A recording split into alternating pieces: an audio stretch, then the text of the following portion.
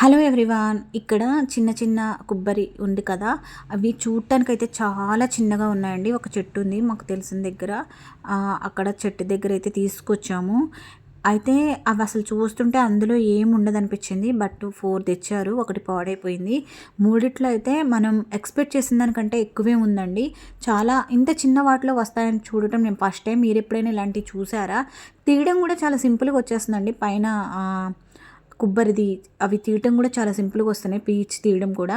Lucky చూసారా, భుజం దగ్గరికి వెళ్ళి అంత పని చేసినా కానీ మీద పడుకొని చికాకు చేస్తూ ఉంది. ఆ 100 క్వశ్చన్స్ వేస్తుందండి, అందులో ఏముంటుంది ఏంటి అని చెప్పేసి. తనకు తెలుసు, బట్ అయినా కానీ అడుగుతుంది. మళ్ళీ తెలుసు అంటుంది, మళ్ళీ అడుగుతుంది. మీ పిల్లలు కూడా ఇలాగే బిహేవ్ చేస్తారా? పిల్లలతో చాలా కష్టం అండి ఈ సమ్మర్లో, మరీ కష్టం.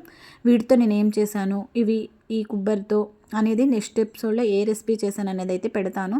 నచ్చితే please like or share subscribe.